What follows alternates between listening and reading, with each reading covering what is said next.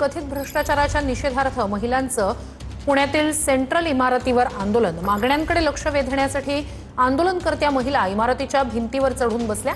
कृषी विभागातील कथित घोटाळ्याची चौकशी आणि कारवाईची मागणी आंदोलनकर्त्यांकडून केली जाते। कायदा सुव्यवस्था राखण्यासाठी पोलिसांचं पथक सुद्धा आंदोलनस्थळी तैनात करण्यात आलंय। तर एकीकडे पुण्यातल्या सेंट्रल इमारतीवर महिलांचं हे आंदोलन आहे। आता त्या ठिकाणी कृषी विभागातील भ्रष्टाचाराविरोधातलं हे आंदोलन। पुण्यातल्या सेंट्रल इमारतीवर या महिला चढून बसलेल्या आहेत। पोलिसांचं पथक त्या ठिकाणी तैनात करण्यात आलेलं आहे। कथित कृषी घोटाळ्याविरोधात या महिला आक्रमक झालेल्या आहेत। महिला इमारतीच्या भिंतीवर चढून बसलेल्या आहेत। खबरदारी या ठिकाणी आता घेण्यात येते। सेंट्रल बिल्डिंगवर महिलांचं हे आंदोलन। आंदोलनकर्त्या महिला इमारतीच्या भिंतीवर चढल्यानं पोलिसांचं पथक तर तैनात आहेच, मात्र खबरदारी म्हणून खाली या ठिकाणी एक पथक वेगळं तैनात करण्यात आलेलं आहे। पुण्यातल्या सेंट्रल इमारतीवर या महिला त्या ठिकाणी चढून बसल्या आहेत। कथित कृषी घोटाळ्यासंदर्भात कृषी विभागातल्या भ्रष्टाचाराविरोधात, धाराशिवमधला कृषी विभागातला भ्रष्टाचार त्याविरोधातलं या महिलांचं हे आंदोलन। जोरदार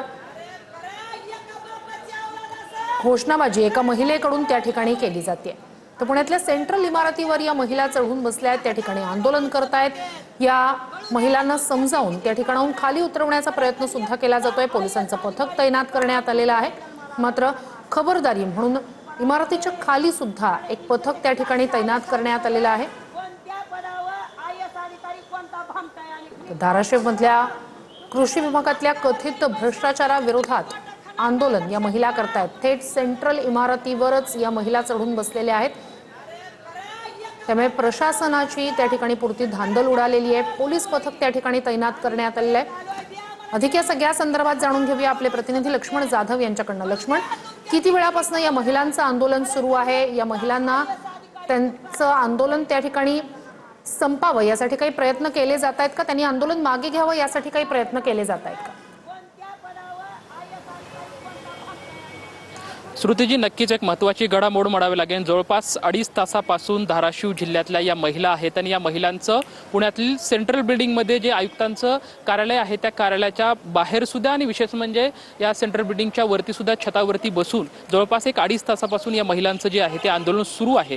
कृषी विभागामध्ये जो झालेला घोटाळा आहे आणि या घोटाळ्याच्या संदर्भात आम्हाला न्याय मिळाला पाहिजे ही खरं तर भूमिका जी आहे ती या महिलांनी घेतलेली आहे। अगदी टेरेसवरती छतावरती बसून यांचा जो कृषी विभागाच्या विरोधात या घोषणाबाजी जी आहे त्या महिलांच्या सुरू आहेत। सध्या आपण बघू शकतो की पोलिसांकडून सुद्धा त्यांच्या सुरक्षेची दक्षता या ठिकाणी घेण्यात येत आहे। आंदोलकांसोबत पोलिसांची चर्चा सुरू आहे की तुम्ही आता छतावरून खाली यावं अशी भूमिका खरं तर पोलिसांची मनधरणी करण्याचे प्रयत्न या ठिकाणी सुरू आहेत। मात्र अग्निशमक दलाच्या 2 गाड्या या ठिकाणी आलेल्या आहेत आणि ती कुठलाही अनुचित प्रकार घडू नये याची भूमिका खरं तर दक्षता या पोलिसांकडून करण्यात येत आहे। मात्र जवळपास 2.5 तासापासून या महिलांचा जो टाहो आहे किंवा जो आक्रोश आहे त्यांचं म्हणणं आहे की आम्हाला आमची न्याय मिळाला पाहिजे।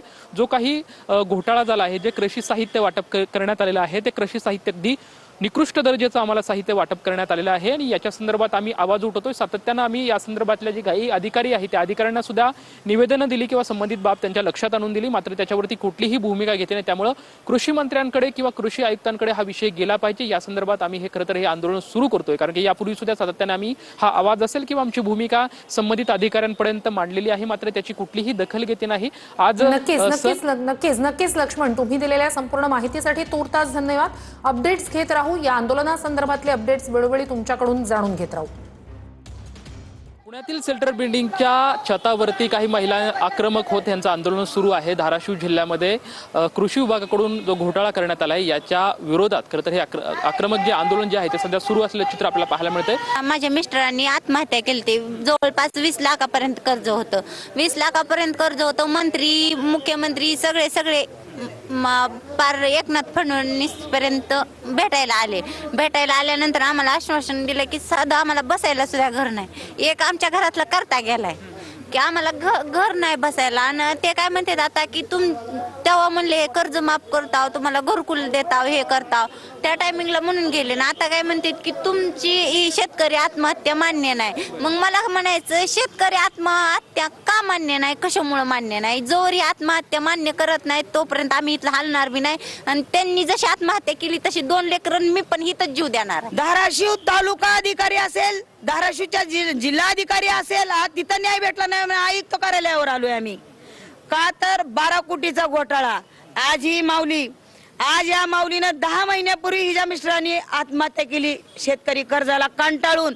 त्यावेळी सगळे नेते, पुढारी, मंत्री, संत्री सगळे आले, अधिकारी आले, मोठं आश्वासन दिलं. 10 महिने झालं आणि तिला योजनेचा लाभ मिळत नाही. आता तुमची मागणी काय? तुम्ही तुमच्या आंदोलनावरती कधीपर्यंत ठाम राहणार? नाही, आम्हाला न्याय मिळेपर्यंत ठाम राहणार आहे. आज 1200 कोटीचा घोटाळा केलाय. त्या अधिकाऱ्याला निलंबन झालं पाहिजे. अधिकारी म्हणून तुम्ही त्याला वाचवण्याचा प्रयत्न करताय का? आज 1200 कोटी म्हणजे थोडी गोष्ट रक्कम नाही. माझा आणि खरं तर शेतकरी मेल्यावरच लुणी ही अधिकारी खात नाहीत, तर शेतकऱ्याचं शेण सुद्धा खाते.